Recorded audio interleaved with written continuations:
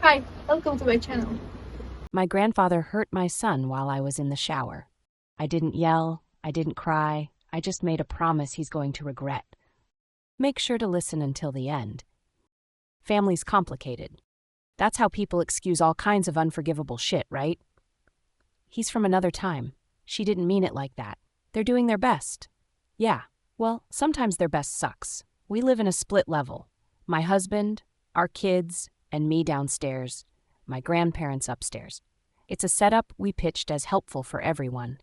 They couldn't afford to live alone, and splitting rent saved us money. Plus, I told myself it would be good for the kids. Built-in family, warmth, stability. That lie aged like milk. The tension started subtle. My grandfather, Carl, was always off with my oldest, Noah. He's 10. Kind, anxious, sharp as hell. He reads 3 grades above level, doesn't like loud noises, and has this habit of flinching when adults raise their voices. Makes you wonder what he remembers that I don't. Carl was fine with the other 2, but with Noah, it was like something in him twitched. Sneering when he spoke, passive-aggressive little comments, constant criticism. I tried to keep distance between them. Soft boundaries. They're tired today. Let's stay downstairs. That kind of thing. I thought I was protecting him. I was wrong. The day it happened, I'd just gotten out of the shower. My kids had gone upstairs to give Grandma some drawings, and within minutes I heard the yelling. Then I heard Noah crying. Then I ran. I got up there and found Carl standing over my son, my baby, who had his back against the wall, hands trembling, face blotchy. Carl's fingers were still half curled like they hadn't gotten the memo to let go. His voice was hoarse from screaming. Noah's shirt collar was stretched, his neck was red. And Carl didn't deny it. I lost my temper, he said, like that explained anything. He disrespected me. I didn't scream, didn't throw punches, though every muscle in me wanted to. I just looked at him and asked, "How would you feel if someone grabbed you like that?" He said nothing. Coward. Grandma rushed in like she always does, mouth first, mind second. "You can't compare. He's a child. Carl's under stress. You know how hard this has been for us." I looked at her, then at Carl. "You ever touch him again," I said, calm as hell, "and you'll be under the kind of stress that comes with bars and court dates." I grabbed my kids, took them downstairs, and locked the door. They haven't gone up since. But here's the thing. They don't need to, because I'm done playing nice. Carl crossed the line. And now, I'm going to take everything from him. They say revenge is best served cold. I say it's best served quietly. You don't slam doors, you don't make threats, you don't post vague statuses about cutting off toxic people. You just move, methodically, unseen. I stopped talking to Carl and Evelyn entirely. No updates, no invites, no grandkids, just silence. It was petty at first, but then I saw how much it bothered them. Good. See, old people don't fear hell, they fear irrelevance. Carl used to barge in whenever he wanted. Open door policy, family first, all that garbage. But now the door stayed locked. Every time he knocked, I ignored it. Every time he texted, "Can we talk?" I deleted it. Noah wouldn't even say their names anymore. The house felt lighter, like we'd exorcised something. But I wasn't done. Carl had hurt my son, put his hands on him. That wasn't a mistake. That was a warning sign of a man who never paid for what he did in his life, probably never been held accountable for anything. And the more I thought about that, the more I realized if I didn't make this hurt, he'd do it again. Maybe not to Noah, maybe to someone else. Maybe he had someone else. Maybe he already had. So I started digging. You learn a lot when you stop assuming people are harmless. I went through documents, junk mail, upstairs trash. I wasn't even subtle. What was he going to do? Call the cops on the woman who pays his bills. Found old tax forms, VA statements, bank info he left out like no one could read. Turns out Carl wasn't just broke. He was in debt. Credit cards maxed, missed payments on a truck he couldn't afford. Evelyn's little gambling habit didn't help either. Online poker rooms and sweepstakes scams. Their financial survival depended entirely on us. They needed us to keep paying the house note, the internet, the groceries, the utilities, the cell phones. Without us, they'd crumble. That's when the idea stopped being petty. It became surgical. See, you don't destroy people like Carl by yelling or fighting. That's what he wants. That gives him the story where you're emotional and he's the poor, misunderstood elder. No. You destroy people like Carl by making them feel small, broke, and forgotten. and I had the power to do that. I brought it up to my husband one night while Noah was asleep on the couch. I want to sell the house. He looked at me for a long time. He knew. He knew. He nodded slowly and said, "Okay." That's all I needed. Game on.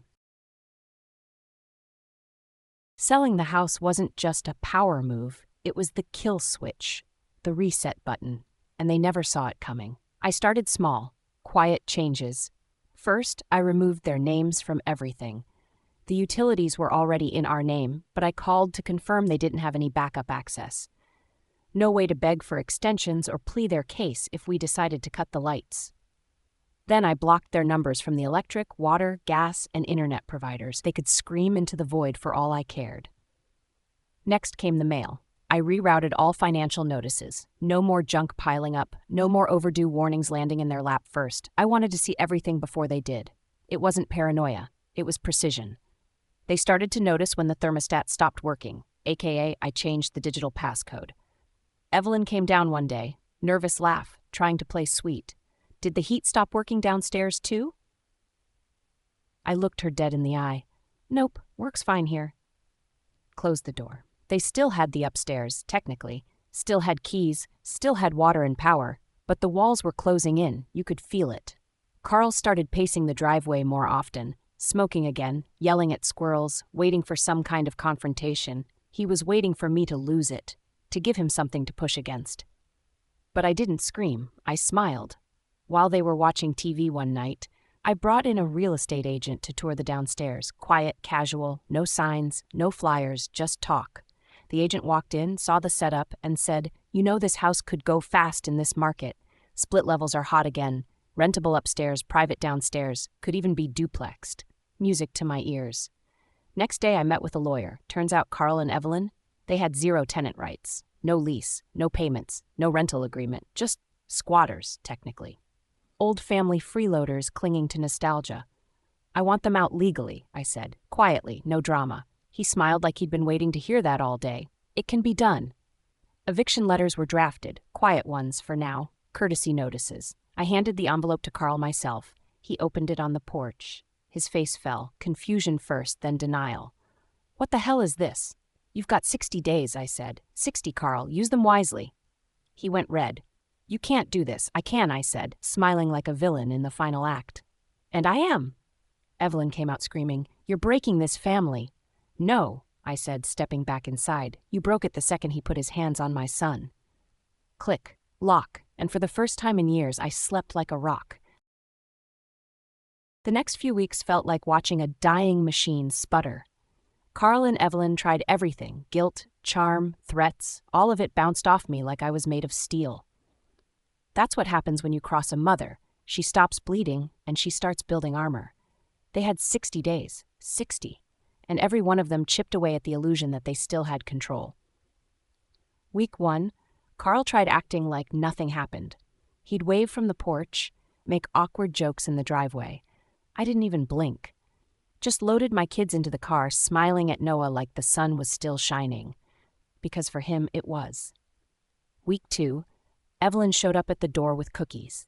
Cookies. Like I was going to eat baked goods from the same hands that tried to explain away her husband choking a child.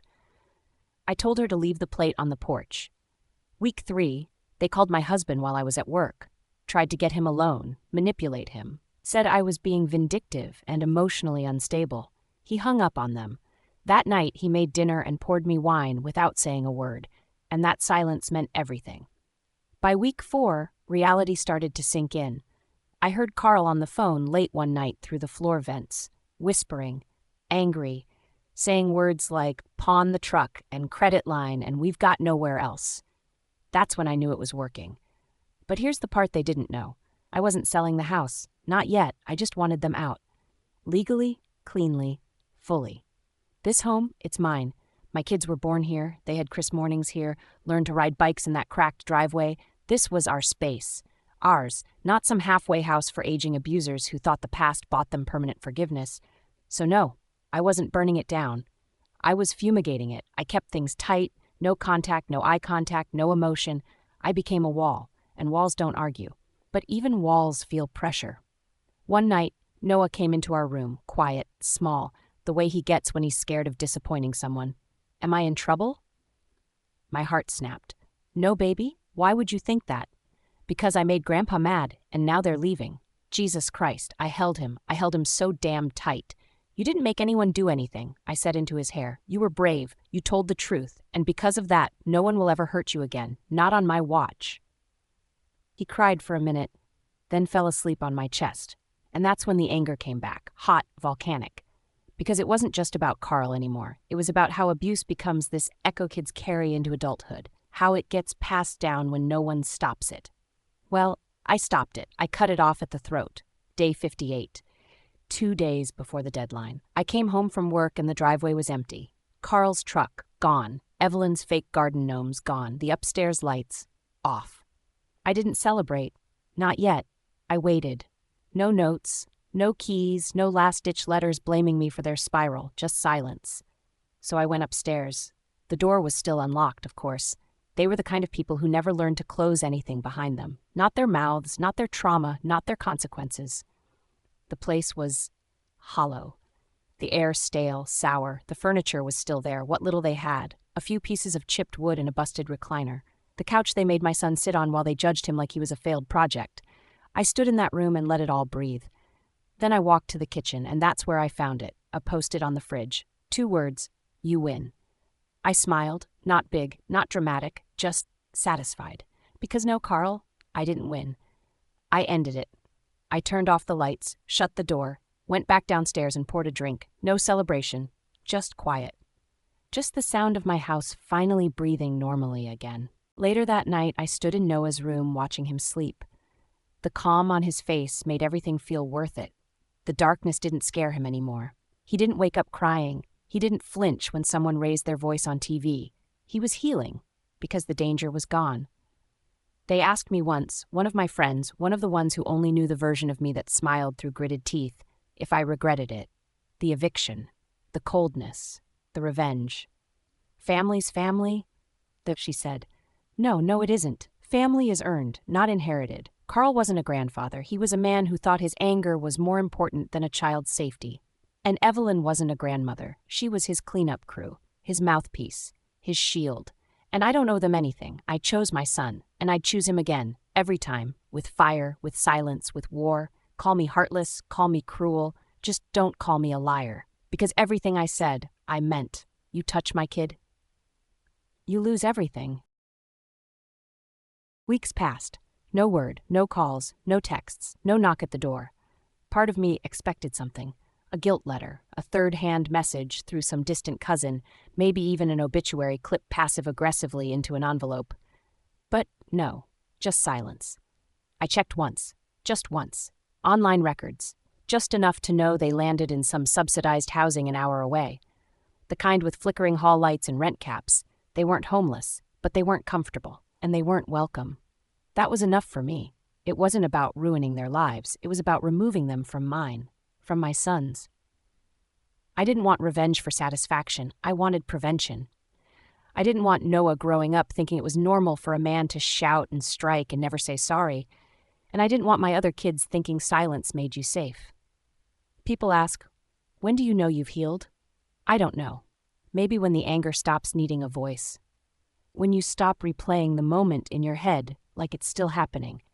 When you can talk about it without shaking. I'm not there yet, but I'm close. Noah still asks sometimes in a quiet voice like he's testing the air, do you think they're still mad? I always answer the same way. Let them be. Because we're not. We have dinner in peace now. Nobody walks on eggshells. Nobody tiptoes around the topic of upstairs. The kids paint the walls, spill juice, and laugh too loud. And I let them, because this is their home. And homes are for safety, not secrets. I started writing again. Journaling, mostly. Not because I want to forgive, but because I want to remember. Because if I don't write this down, someone else like me will read another sugar-coated family story and think they're crazy for wanting to cut someone out. So if you're reading this and you've got a Carl upstairs, let me say it plainly. You're not crazy. You're not overreacting. You don't owe abusers your peace just because they share your blood. Choose your child. Choose yourself. Choose yourself, even if it makes you the villain in their version of the story. Because in your kid's version, you're the one who slammed the door. You're the one who drew the line. You're the one who kept them safe. And trust me, that's the only role worth playing. What would you do in that situation? Would you have made the same choice? Or do you think she went too far? Let us know in the comments. We read every single one. And don't forget to subscribe and hit the bell so you never miss a new episode. Take care of yourself, and we'll see you in the next video.